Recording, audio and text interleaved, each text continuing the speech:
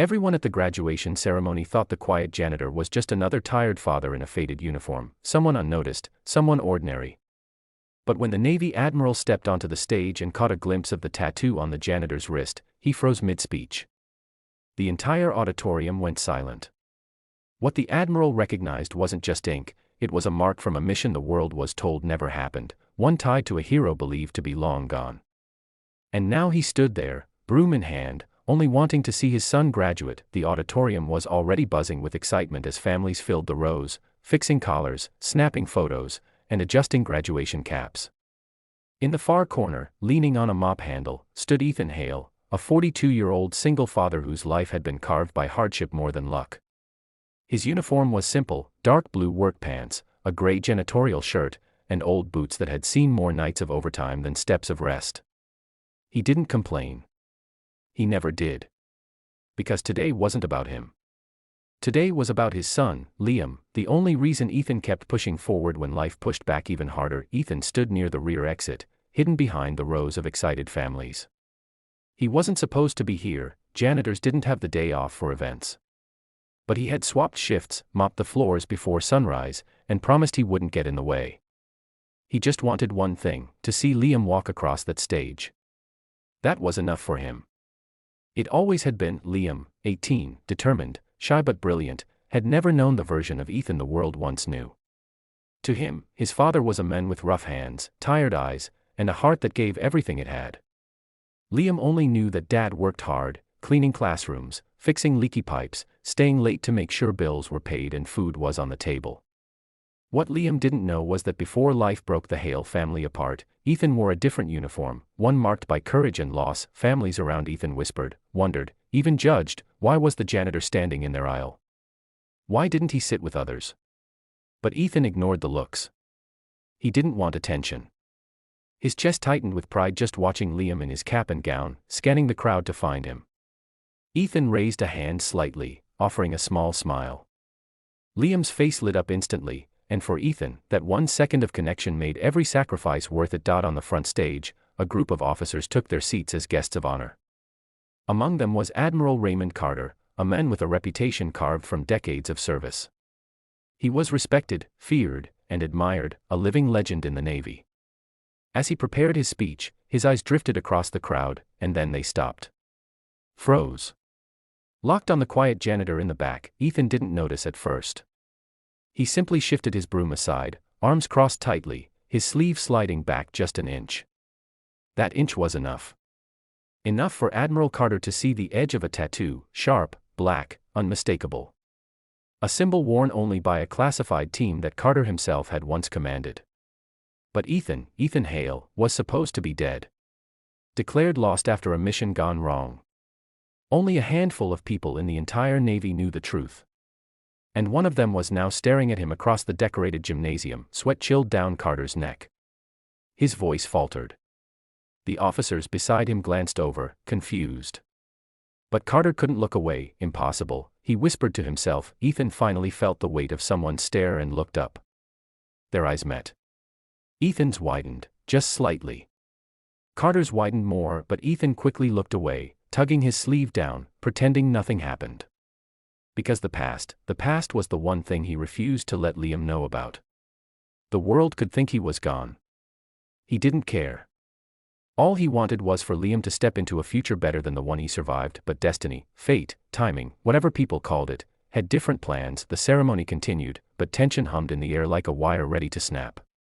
Carter kept glancing back, unable to focus. Ethan felt the pressure but stayed still, hands clenched behind his back. The moment Liam's row was called, Ethan leaned forward, heart pounding. This was the moment he'd dreamed of, but he didn't know that the Admiral had already stood up quietly, walking toward him. As Liam stepped onto the stage, his smile trembling with emotion, Ethan's eyes glistened. His son looked confident, proud, and ready for the world. Ethan whispered under his breath, "You did it, kid. You did it." But his moment of peace shattered when he sensed a presence beside him. Ethan turned slightly, and froze. Admiral Carter stood there, towering, decorated, intense.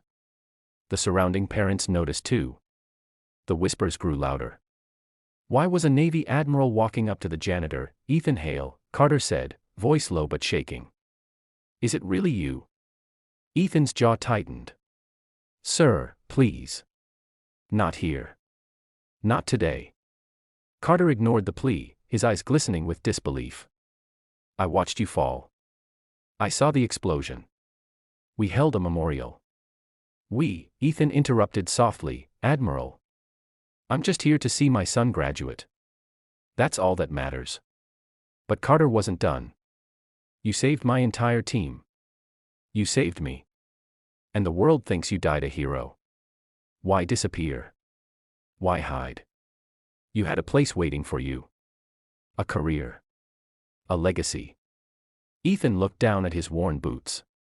His throat tightened, memories rushing in, fire, smoke, blood, the screams of his team, the unbearable guilt he carried for years. His voice cracked as he spoke. My wife died the same week I came home, he whispered. Cancer. I didn't even know she was sick while I was deployed. Liam was 7. Lost. Alone.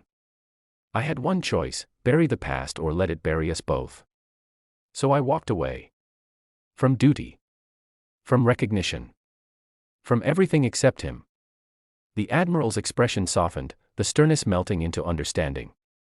Behind them, Liam's name echoed across the gym. Applause thundered. Ethan's heart raced. He turned to see his son scanning the crowd again, searching for him, needing him. When Liam spotted him, he beamed. But then his smile faded as he noticed the Admiral standing beside his father. Confusion washed over him, then worry. Ethan whispered to Carter, please don't take this from him. This day is his. Carter exhaled slowly. For the first time in his long career, he stood not as an admiral, but as a man honoring another man's sacrifice. He stepped back. All right, Ethan. Today is his day. But after this, we talk. Ethan nodded with gratitude. He hurried toward the front rows just as Liam walked off the stage. Their eyes met. Liam rushed toward him, cap slightly crooked, gown flapping with each step. Dad, he exclaimed. I did it. Ethan wrapped him in the tightest embrace. I'm proud of you. More than you'll ever know. But Liam wasn't stupid. He glanced at the Admiral again. Dad, why was he talking to you? Ethan hesitated. For years he'd carried the weight of silence. For years he believed protecting Liam meant hiding the truth. But looking at his son now, strong, accomplished, stepping into adulthood, Ethan realized something. It was time. He placed a hand on Liam's shoulder. There are things about my past I never shared. Not because I didn't trust you, but because I wanted you to have a life free from the shadows I lived in. Shadows. Liam whispered. Ethan lifted his sleeve. Revealed the tattoo. Liam's eyes widened. Dad, that's a military mark. A special unit, right?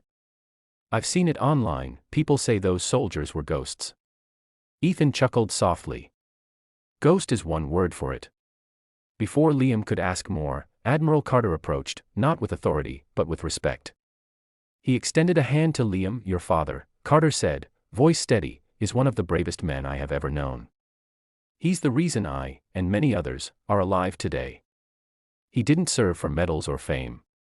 He served because he believed in protecting others. Even when the world didn't know his name. Liam stared at his father with new eyes. Dad, why didn't you tell me? Ethan's voice softened to a tremble. Because I didn't want you to grow up in my shadow. I wanted you to build your own light. Silence settled between them, a silence full of love, truth, and healing. Carter stepped forward again. Ethan, the Navy owes you more than you know. If you ever choose to return, even in a training role, the door is open. And if you don't, you still have our respect. And always will. Ethan looked at Liam. Liam nodded gently, eyes shining with pride. Whatever you choose, Dad. I'm with you. For the first time in years, something inside Ethan eased. A weight lifted. A past forgiven. The graduation crowd had no idea what they had just witnessed, a reunion of destiny, a healing of scars, a father finally seen not as a janitor, but as the hero he truly was. As the sunset washed the school courtyard in soft, calm light, Ethan realized something. He hadn't come just to watch his son graduate. He came to start living again.